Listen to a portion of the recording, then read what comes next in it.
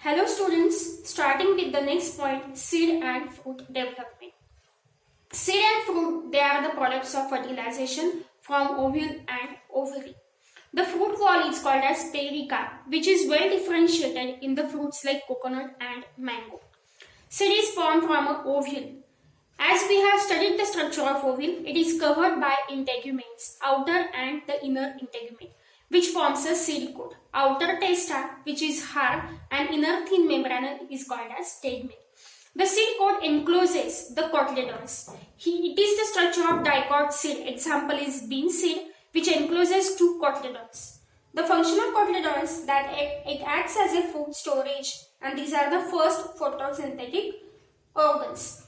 It also encloses a micropyle, which is a small opening through which the entry of water and oxygen takes place during soaking. And the next you can see the structure of embryo. Embryonal axis consists of the epicotyle, which forms a shoot system, hypocotyle, and radicle forms a root system. This is the structure of bean seed, dicot part. Next is the structure of maize seed. It is the example of monocot seed, which consists of only one cotyledon in the form of a papery structure which is called as scutellum.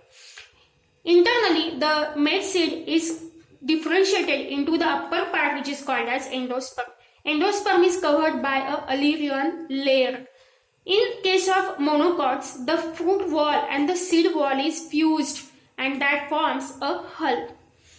On the second compartment, you can see the presence of embryo. Again, this embryonal axis consists of plumule covered by coleoptile, radicle covered by coleorhiza. This is the structure of maize seed. Next point is significance of seed and fruit formation. The first significance is fruit, they help to give nourishment to developing seed. They also protect seed in immature condition.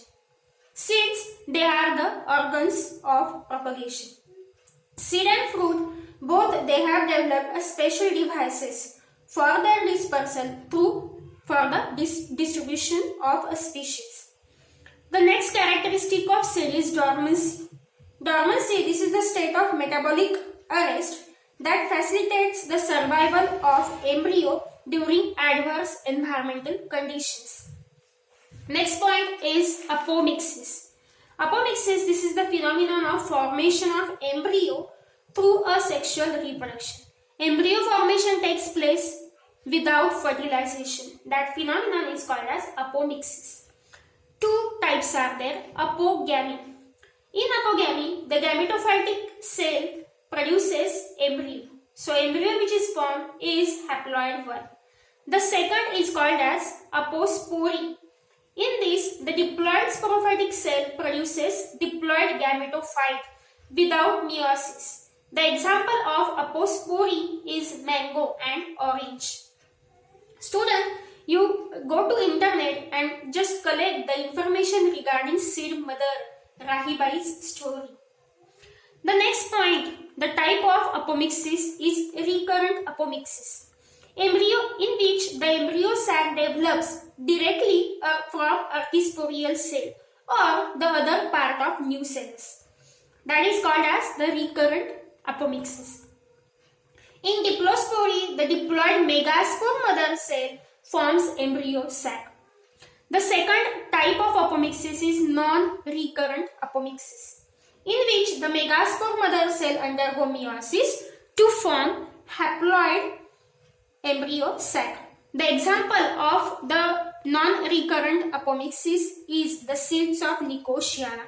And the next point is adventive apomixis, in which the embryo develops from new cells or from normal zygotic embryo. The examples of adventive apomixis is lemon, mango, and orange. The significance of apomixis is genetically identical plants can be produced through this method, apomixis. The next is Parthenocarpy. Carpy is the fruit. Fruit formation takes place without fertilization. It's called as Parthenocarpy. The example is banana, pineapple, and papaya. These fruits, they are generally without seeds. Naturally, they can be produced by the introduction of the indole acetic acid IAA in ovary. Next terminology is polyembryony, that is development of more than one embryo. Polyembryony first time studied by the scientist Leeuwenhoek in citrus plants.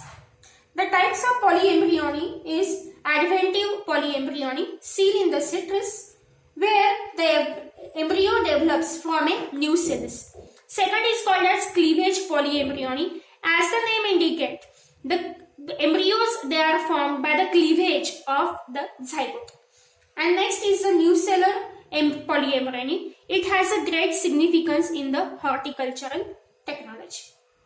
Students, here we have finished the lesson first, that is reproduction in lower and higher angiospermic plants. Thank you.